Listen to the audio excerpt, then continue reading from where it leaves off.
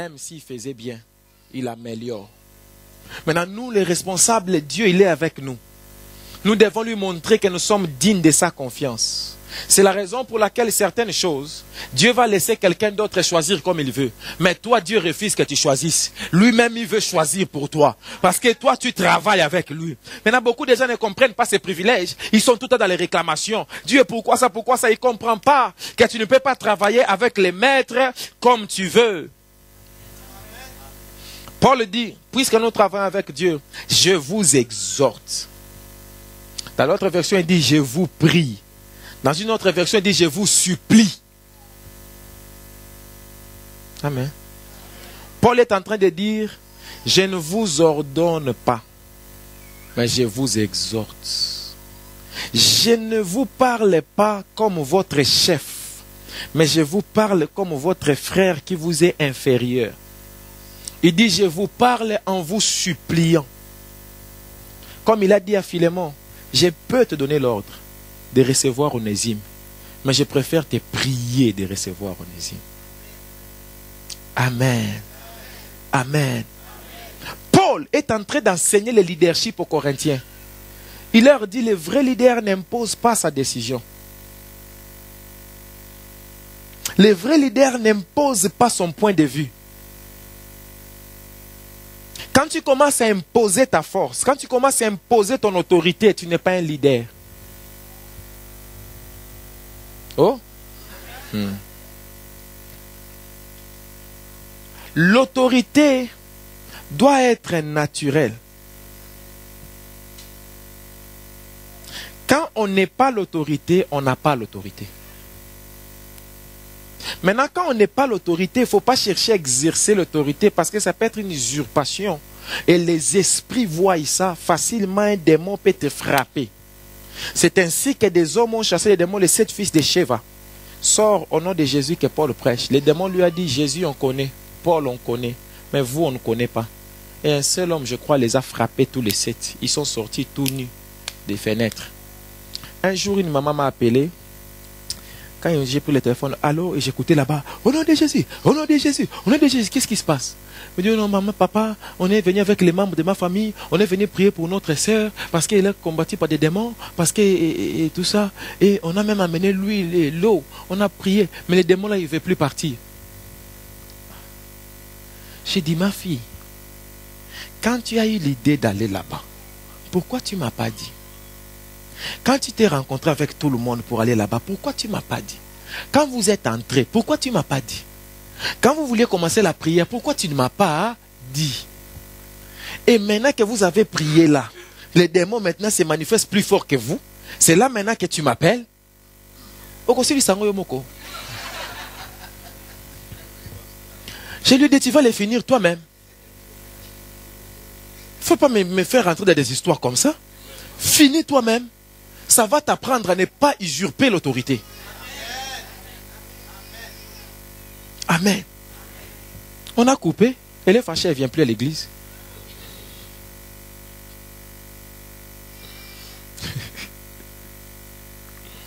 Je ne sais pas comment c'était fini en tout cas. Il faut faire attention. Paul dit, je vous prie. Paul dit, je vous prie. L'un des plus grands pièges dans l'œuvre de Dieu, c'est le piège de l'autoritarisme. Est-ce que je peux parler aux gens ici? Tu sais, quand quelqu'un t'obéit à 1%, ne cherche pas à lui donner 2% pour chercher à lui commander à 2%. Reste à 1, c'est là où Dieu t'aime. Alléluia. Ça, c'est même dans la famille, même dans le couple, même au travail. Fais très attention. Tu dois savoir que quand on te met chef d'équipe au travail, en fait, on te déclare serviteur de toute l'équipe. Oh. Un leader, il ne peut pas obliger les gens à faire ce qu'il veut. Tu dois être capable en tant que leader d'écouter la voix de ton peuple. C'est la sagesse. Tu dois être capable d'écouter les conseils. Tu ne dois pas traiter tout le monde de la même façon. Paul dit, je vous prie, je vous supplie. Paul écrit la lettre à Timothée, il dit à Timothée, Timothée, tu es pasteur de l'église. Quand tu vas parler au père, parle différemment, comme si tu étais leur fils. Quand tu vas parler aux mères, parle différemment, comme si tu étais leur fils. Quand tu vas parler aux jeunes, parle-leur avec pureté, comme si c'était les membres de ta famille. Amen. Il dit, si tu fais ces choses, personne ne va mépriser ta jeunesse. Beaucoup de gens se rendent méprisables parce qu'ils veulent s'imposer. Alléluia. C'est ainsi que ma femme et moi, tous les hommes, on les appelle papa. Toutes les femmes, on les appelle maman. Ça ne veut pas dire tu es ma maman, tu es ma fille dans la foi. Mais je t'appelle maman pour la considération. C'est ainsi que les mamans avaient commis l'erreur. On s'est rencontrés à Sasgamette, elle appelle ma femme ma fille. Parce que ma femme l'appelait maman. Je ne suis pas ton fils, je suis ton père dans la foi. Je suis ton père dans le monde spirituel. Mais je t'appelle papa, maman par considération. Parce que je vais te mettre à un endroit où tu mérites d'être. Moi aussi, laisse-moi là où je suis. Toi, maintenant, tu veux m'enlever pour me mettre ailleurs. Il y a des frères, des sœurs comme ça, les pasteurs ou la femme du pasteur lui parle bien, il veut déborder. Ce n'est pas parce que je te parle en souriant que je ne peux pas te parler avec le visage fermé. Je peux le faire aussi.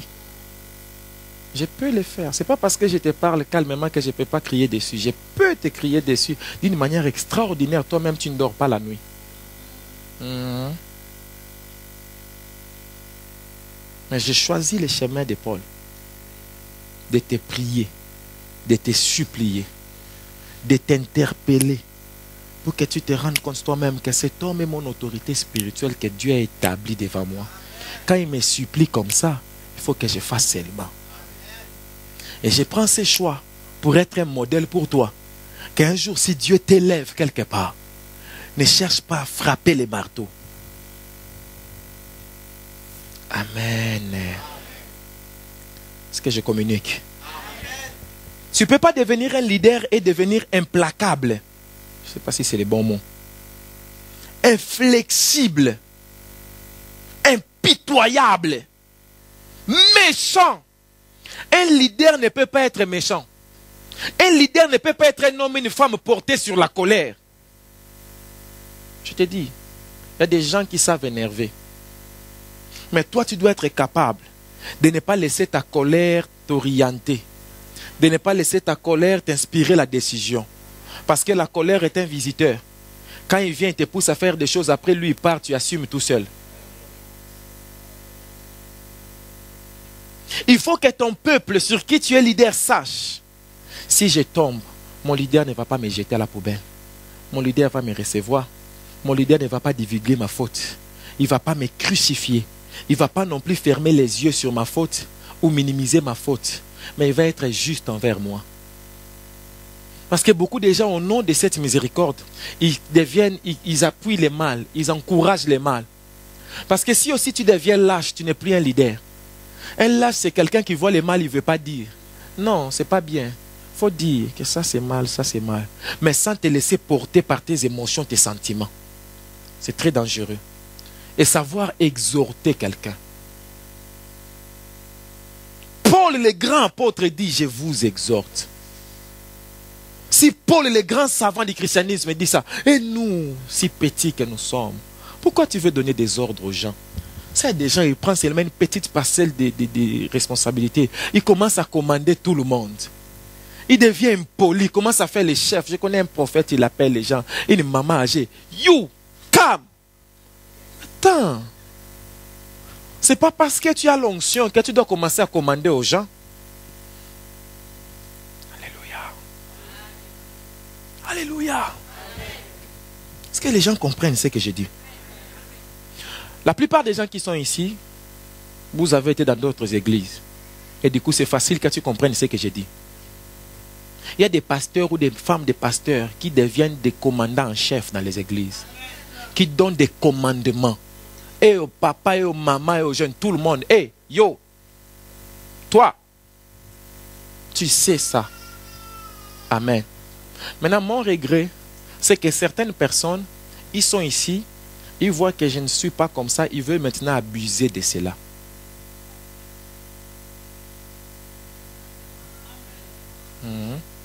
Certaines personnes, tu commences à penser que tu peux tout faire. Tu peux tout dire. Non, tu ne peux pas tout faire. Tu ne peux pas tout dire. Tu es sous l'autorité de Jésus-Christ et je le représente ici. Amen. Tu es limité par ce que je te demande. Comme je disais à un frère hier, je lui disais, frère, toi-même tu sais que je ne suis pas un mauvais gars.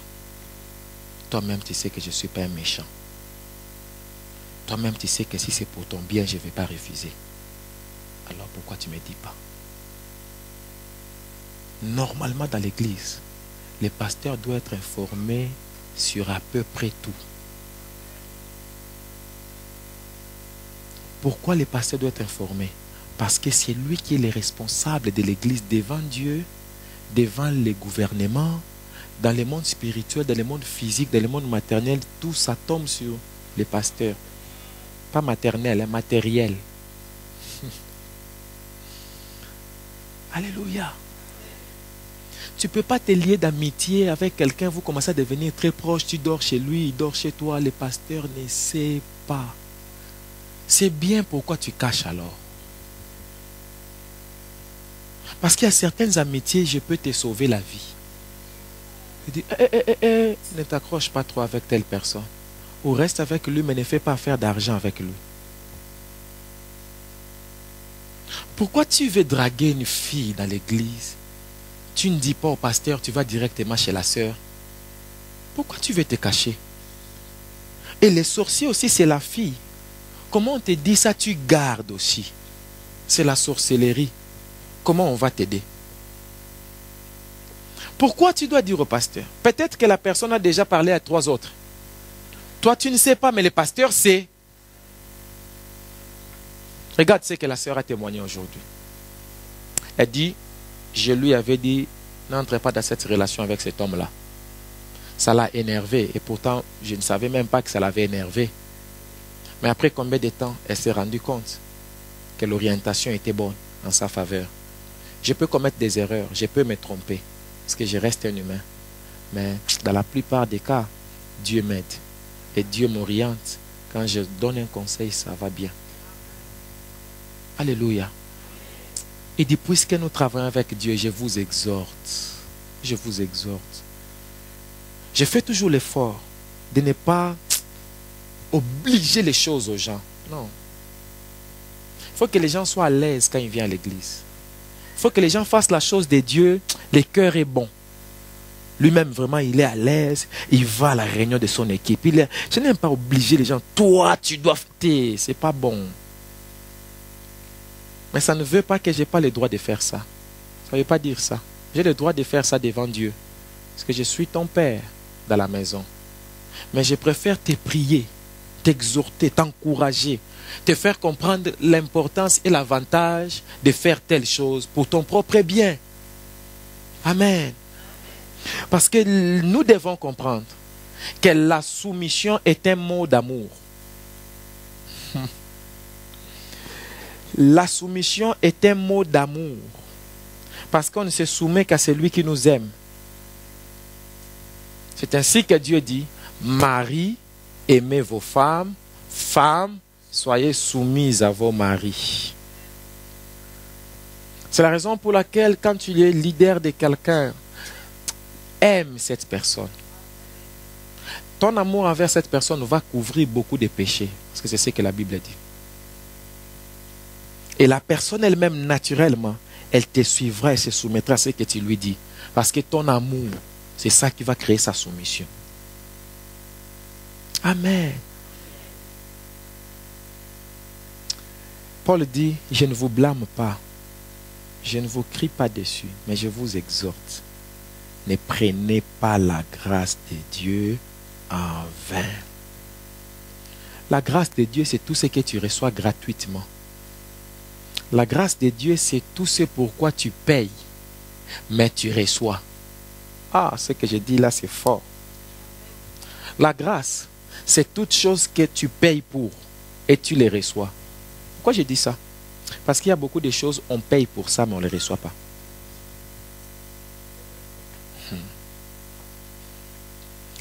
Tu as payé l'argent, tu as eu visa, tu as monté l'avion, tu es monté dans l'avion.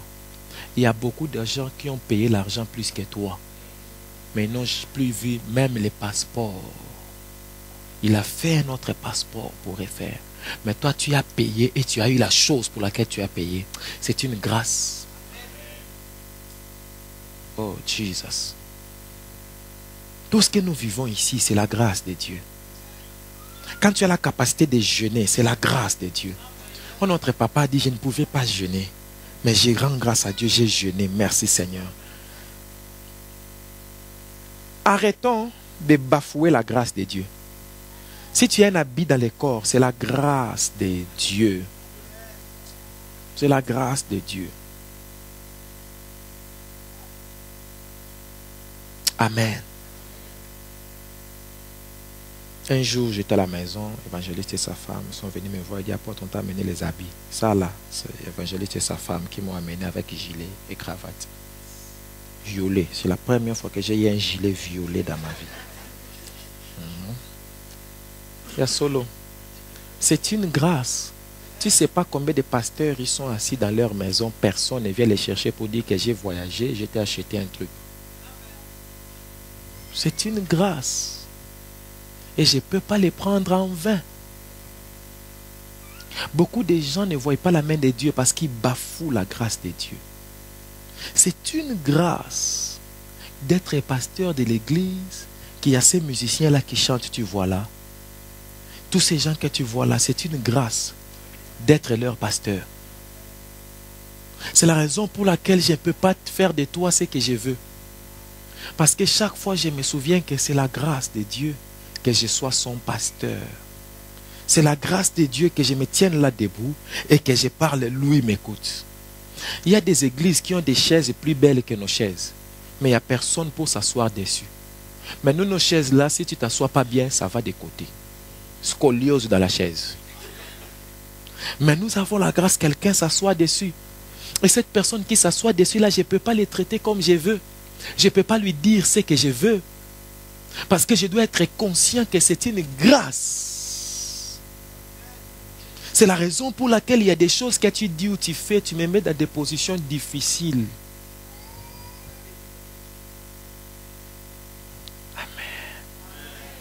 Il ne faut pas être pasteur de quelqu'un, il commence à se poser la question, est-ce que je dois aller ou je ne dois pas aller? Il faut être pasteur de quelqu'un, quand il ne va pas lui-même, il dit pourquoi je ne suis pas allé, pourquoi je ne suis pas allé. Mais il faut que cette personne-là, là où elle vit, qu'elle soit vraiment, si elle sait que non, mon pasteur est même conscient que c'est une grâce que moi j'ai pris chez lui. Amen. Il y a des gens qui ont l'onction plus que nous. Il y a des gens qui font des miracles plus que nous. Il y a des gens qui prophétisent plus que nous. Il y a des gens qui prêchent. Quand ils prêchent, toi-même tu dis, mais c'est quoi ça? Mais ces gens-là, ils prêchent devant des chaises vides. Mais à d'autres gens, ils ne savent pas prêcher. Ils prophétisent gauche-droite. Il ne fait pas miracle, il fait miracle de fabriquer. Mais malgré son fabriqué là, il y a quand même 2-3 personnes qui viennent s'asseoir pour l'écouter. Déjà intelligent comme toi là. Tu t'assois là depuis 11h jusqu'à 16h moins 10. C'est une grâce qu'il ne faut pas bafouer. C'est une grâce qu'il ne faut pas prendre à la légère. C'est la raison pour laquelle même je dois arrêter la prédication maintenant. Pour ne pas bafouer la grâce que tu es assis là.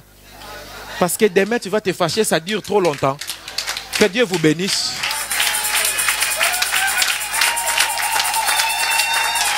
Merci Jésus.